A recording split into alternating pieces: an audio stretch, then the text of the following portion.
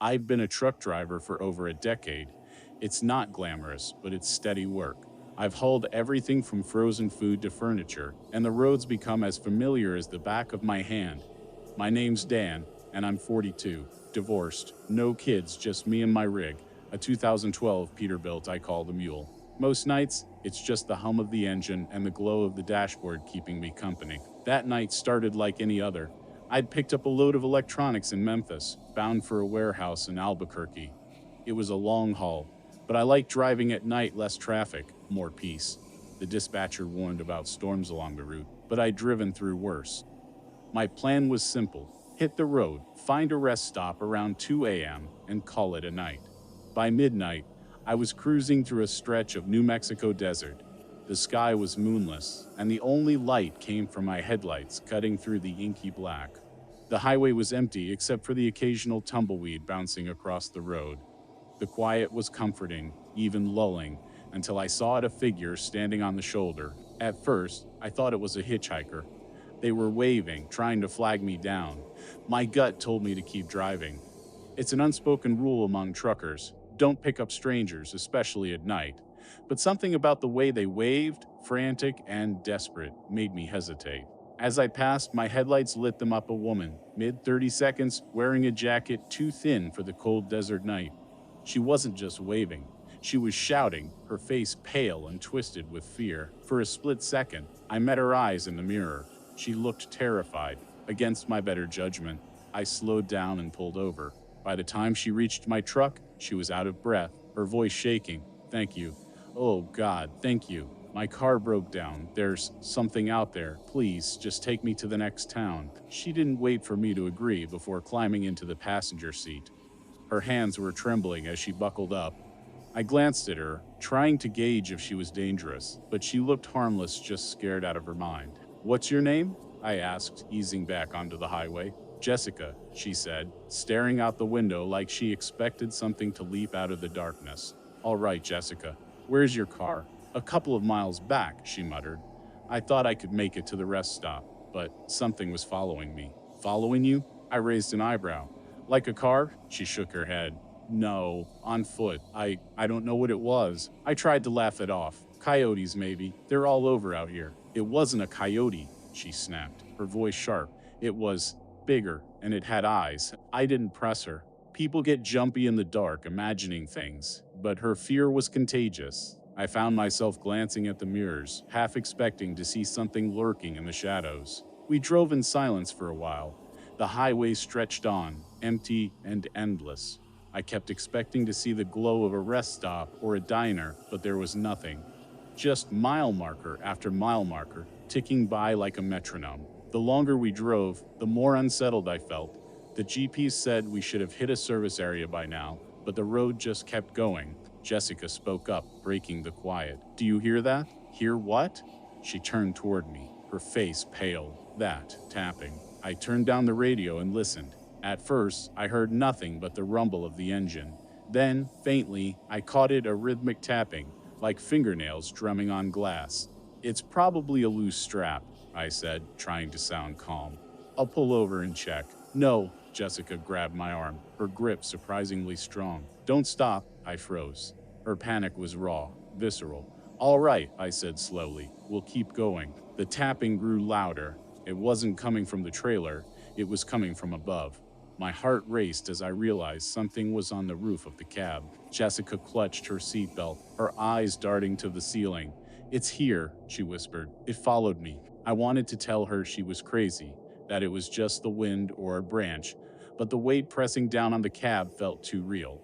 Whatever was up there was heavy. Suddenly, there was a sharp bang on the windshield. I swerved, nearly losing control. Something slid down the glass, a smear of shadow, too quick to make out. Then it was gone, swallowed by the night. "Did you see that?" Jessica's voice was barely audible. I nodded, my hands white-knuckling the wheel. "Yeah." We didn't talk after that. The air inside the cab was suffocating, thick with unspoken fear. Every shadow on the road seemed alive, every sound amplified. The GP still insisted a rest stop was only a mile away. But the road stretched on endlessly, like we were trapped in some liminal space. When the lights finally appeared on the horizon, it felt like a mirage. A gas station, flickering and dim, but real. I pulled in, my hand shaking as I killed the engine. "Stay here," I told Jessica. "I'll check it out." She didn't argue. Her face was ghostly, her eyes fixed on the windshield as if expecting that thing to reappear. The gas station was eerily quiet. The fluorescent lights buzzed, casting harsh shadows across the cracked pavement. I stepped inside, expecting to find a clerk or at least some sign of life, but it was empty. Rows of snacks and drinks sat untouched, the air stale. "Hello," I called out. My voice echoed, unanswered. A door creaked behind me. I spun around, but there was no one there, just a faint breeze ruffling the edge of a help wanted sign taped to the counter. Something about the place felt wrong, like it had been abandoned in a hurry, but everything was too neat, too pristine. I grabbed a bottle of water and headed back to the truck. Jessica was gone. The passenger door hung open, swinging slightly in the wind. Her jacket lay crumpled on the seat, but there was no sign of her. I called her name, my voice cracking, but the only answer was the low howl of the desert wind. Panic set in. I searched the lot, the edges of the highway, even inside the gas station again, but it was like she'd vanished into thin air. The tapping started again, soft, insistent, coming from inside the cab. I turned slowly, dread pooling in my stomach. There, in the passenger seat, was a handprint, not Jessica's. This one was too large, the fingers too long, the outline smeared like it had pressed against the glass from the inside. I didn't sleep that night. I drove until dawn, not stopping until I reached Albuquerque. The dispatcher chewed me out for being late, but I didn't care. I quit that day, sold the truck, haven't been behind the wheel since. Sometimes, late at night, I hear it again, the tapping, always faint, always just on the edge of hearing. I've moved 3 times, but it doesn't matter. Whatever followed me that night in the desert isn't done with me yet. I've been driving trucks for over 15 years. Long hauls, short runs through rain, snow, and suffocating summer heat. I've seen it all. Or at least I thought I had. My name's Tom, and I'm not one for tall tales, but something happened last week that I can't shake. If you've got the time, I'll tell you. Maybe then I'll sleep again. It started like any other night. I'd picked up a load in Boise, heading for Denver, and my route took me down an endless stretch of highway that might as well have been carved into the middle of nowhere. The radio was crackling static, no towns in sight, and just me and my rig slicing through the darkness. The kind of road where the white lines blur into one if you stare too long. The thing is, I like driving at night. Fewer cars, cooler air, and there's a certain peace in it. I guess that's why I didn't think much when I saw the first sign. Mile marker 237.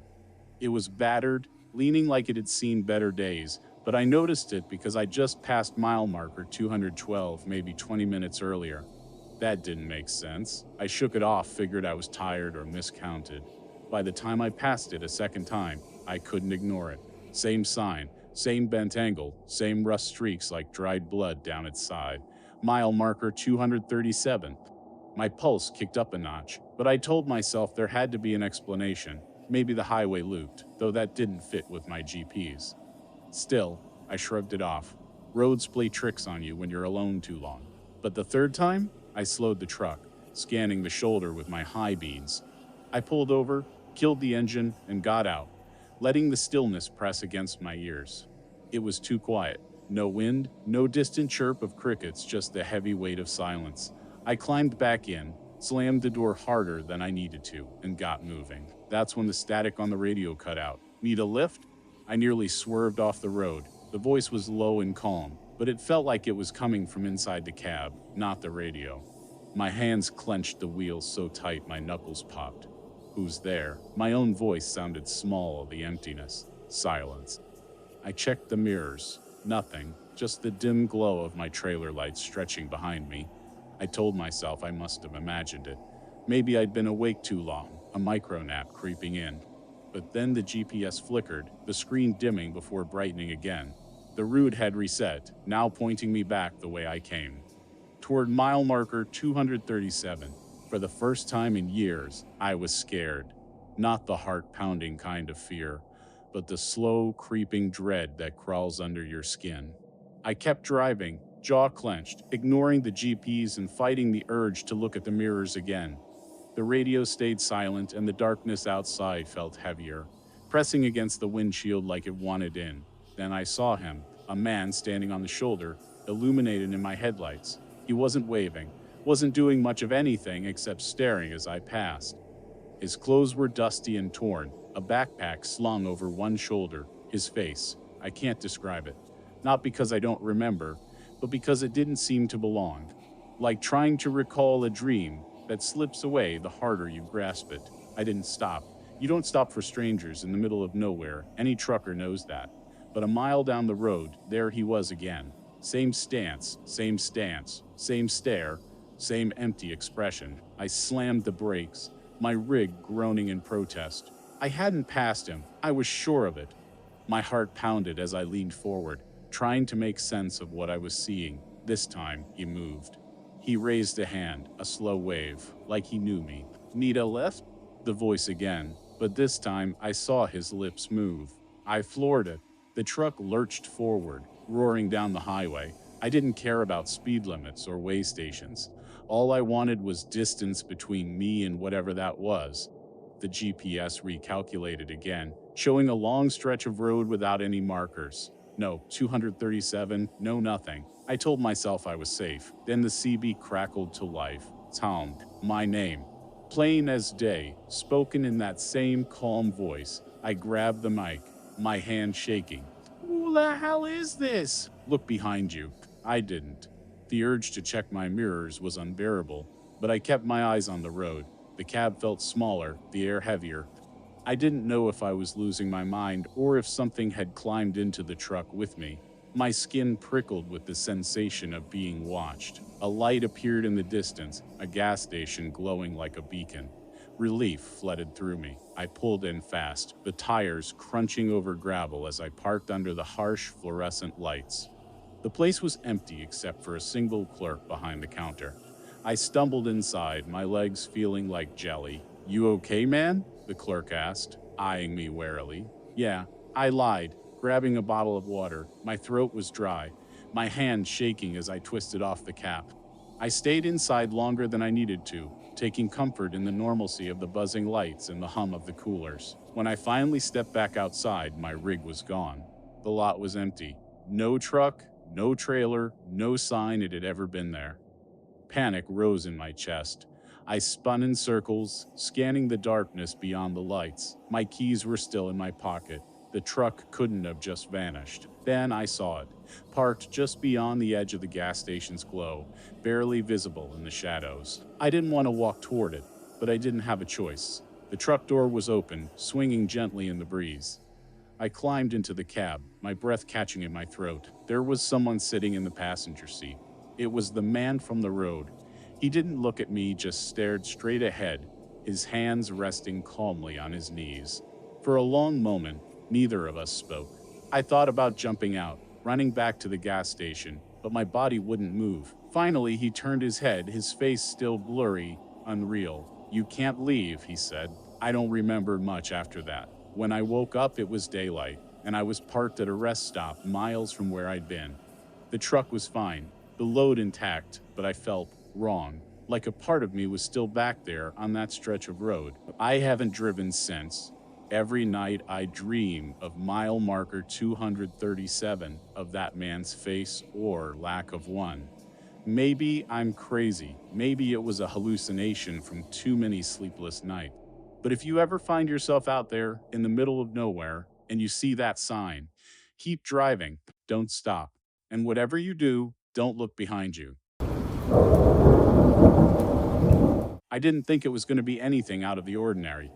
A simple long-haul route to the next state. A few hours of driving with my thoughts and the hum of the truck's engine to keep me company. I've been a truck driver for over 10 years now, and I've seen it all: dark highways, the occasional weird encounter at a rest stop, the kind of things that make you shrug it off and keep moving. But this time, This time was different. I had just left a small town in the middle of nowhere, somewhere off the I-95. There was a light drizzle in the air, the kind of rain that gives everything a slightly washed out look. The highway stretched ahead, barely any cars around. It's the perfect time to think, reflect, get lost in the rhythm of the road. The truck's headlights cast long beams of light that sliced through the darkness, revealing stretches of empty road and the occasional silhouette of a tree or fence post. But then, somewhere along the way, it happened. I was driving past an old gas station when I noticed something odd. At first, I thought it was just a trick of the light, a shadow that looked a little too much like a person standing near the pumps. But no, I looked again, and the figure was still there. A man dressed in a thick coat despite the mild weather, standing absolutely still, staring right at me. I couldn't tell if he was even breathing. I should have kept going.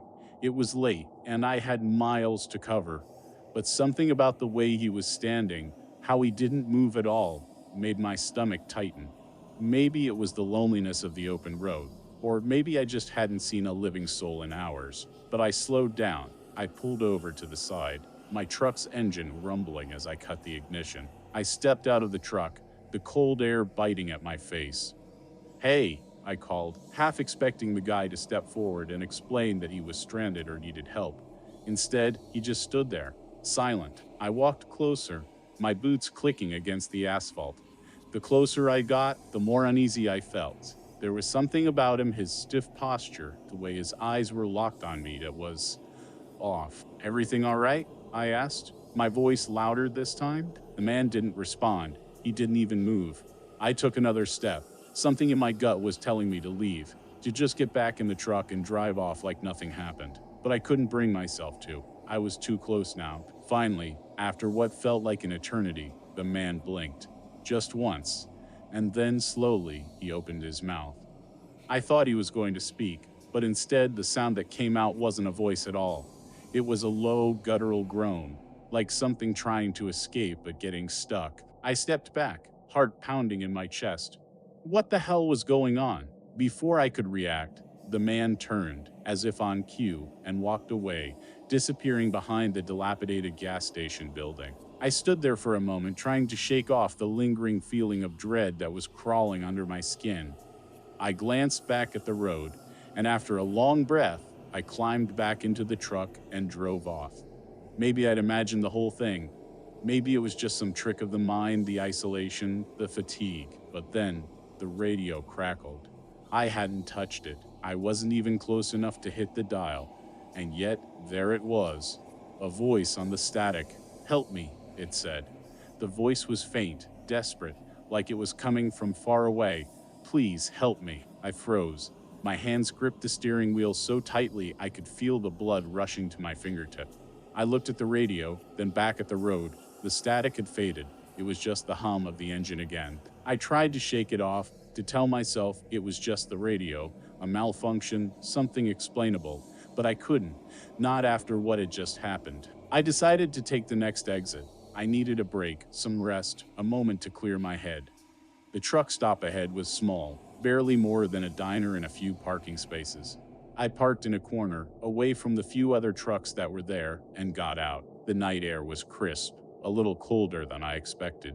As I approached the diner, I saw a few truckers sitting inside, sipping coffee, talking in low voices. The bell above the door jingled as I stepped inside. "Another late night, huh?" one of the truckers said, looking up from his coffee. "You driving far?" "Yeah," I said, trying to keep my tone casual, "just heading down south." "Well, don't stay out too long, kid. This road can mess with your head." I nodded, taking a seat at the counter. The waitress, an older woman with tired eyes, poured me a cup of coffee without asking. I didn't want to talk. I just wanted a moment of peace, a brief respite from the creeping unease that had settled in my chest. As I drank the coffee, trying to settle my nerves, I glanced at the small television hanging in the corner. The news anchor was talking about some missing persons cases, but it was the name of one of the victims that caught my attention. A man had gone missing a few days ago, not far from where I had been earlier near that old gas station. The name, it was familiar. I couldn't place it at first, but then it hit me. The man I had seen, the figure, the one who stood in front of the pumps. I tried to shake it off, but my hands were shaking as I set the coffee cup down. The waitress noticed but said nothing. "Everything all right, sugar?" she asked, her voice soft. I nodded, forcing a smile. "Yeah, just tired." But I wasn't tired. My brain was buzzing. Something about the missing man. It felt too real, like I was connected to it somehow. I paid for the coffee and left the diner, stepping back into the cold night air. My truck sat there just as I had left it. But when I reached the door, something was wrong.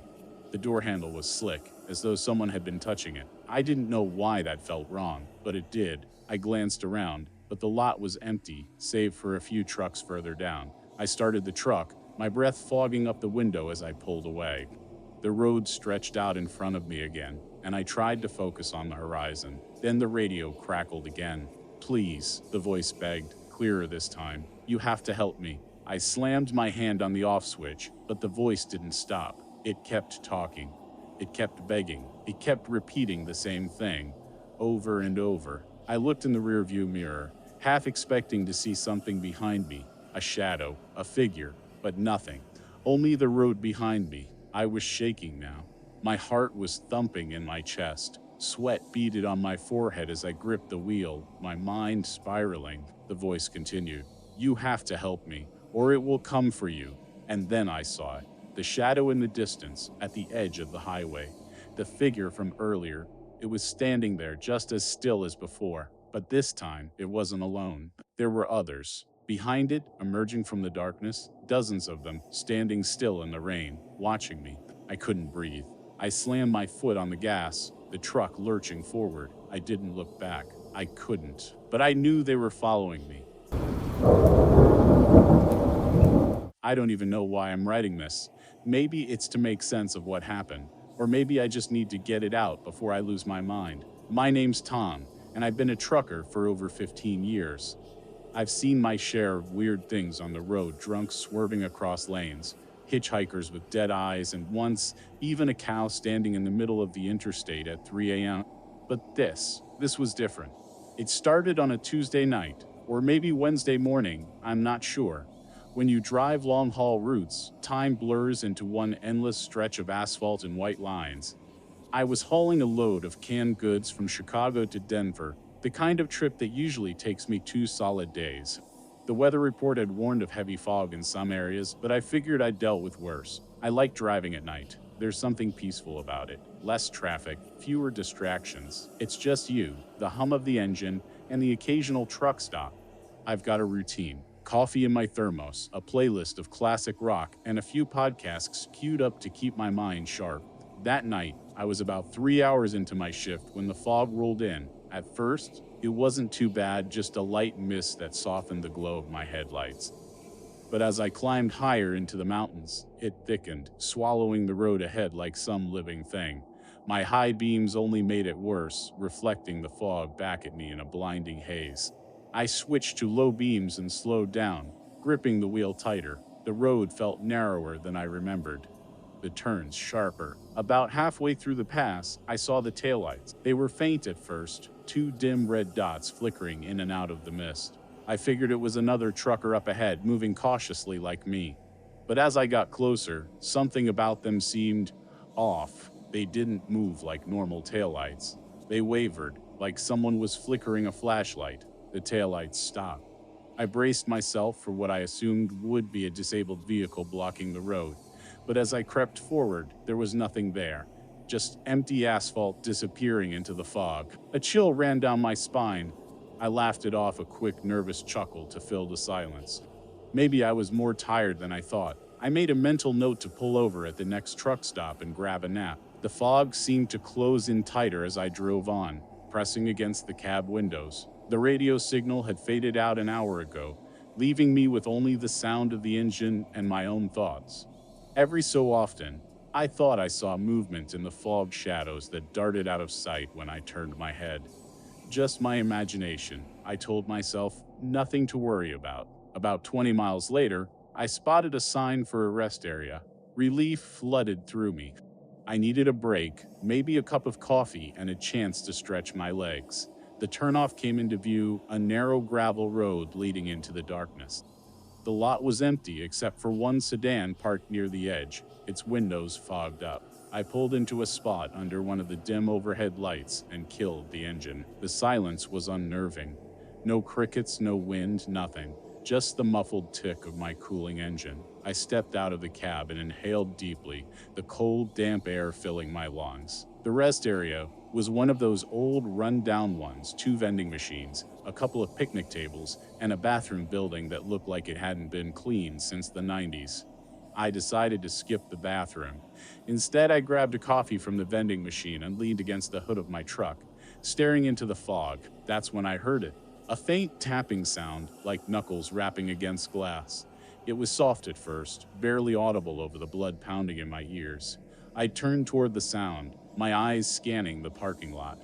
The sedan's windows were still fogged up, but I could have sworn I saw movement inside, just a flicker, like someone shifting in their seat. "Hello?" I called out, my voice echoing in the stillness. No answer. I took a step closer, the gravel crunching under my boots. The tapping stopped.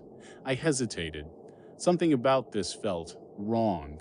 I wasn't about to go knocking on some stranger's car window in the middle of nowhere. Shaking my head, I turned back to my truck. The tapping started again, louder this time. I froze. It wasn't coming from the sedan. It was coming from my truck. Slowly, I turned around. The driver's side window was fogged up, just like the sedan's, but I could see the outline of something pressed against the glass. A hand, pale, thin fingers splayed wide, leaving smudges on the glass. My heart slammed against my ribs. There was no way anyone could have gotten inside. I'd locked the doors. I always locked the doors. The hand slid down the glass, leaving streaks behind. I backed away, my breath coming in short, panicked gasps. Then, just as suddenly as it had appeared, the hand was gone. I don't remember climbing back into the cab or starting the engine. All I know is that I was back on the road, my foot pressing the accelerator harder than it should have. The fog was thicker than ever, but I didn't care. I needed to put as much distance between me and that rest area as possible. For a while, the road was empty. No taillights, no headlights, just me and the fog. Then, in my peripheral vision, I saw it. A shadow moving in the passenger seat. I didn't dare look directly at it, but I could feel it there, watching me. "Who's there?" I demanded, my voice cracking. No answer, just the faint sound of breathing. I kept my eyes on the road, refusing to acknowledge whatever it was. My hands were shaking so badly I could barely keep the wheel steady. Then, out of nowhere, a voice whispered in my ear, "Turn around." I nearly swerved off the road. My pulse was hammering in my throat. I couldn't do this. I couldn't keep driving, but stopping wasn't an option either. The voice came again, soft and insistent. "Turn around, Tom." How did it know my name? I don't know how I made it through the rest of that night. At some point, the fog lifted, and the first rays of dawn broke over the horizon. The shadows in the cab were gone, and the voice had fallen silent, but I couldn't shake the feeling that I wasn't alone. Not really. I quit long-haul trucking after that trip. Now, every time I see fog rolling in, I stay off the road, because somewhere out there, something's waiting, and it knows my name.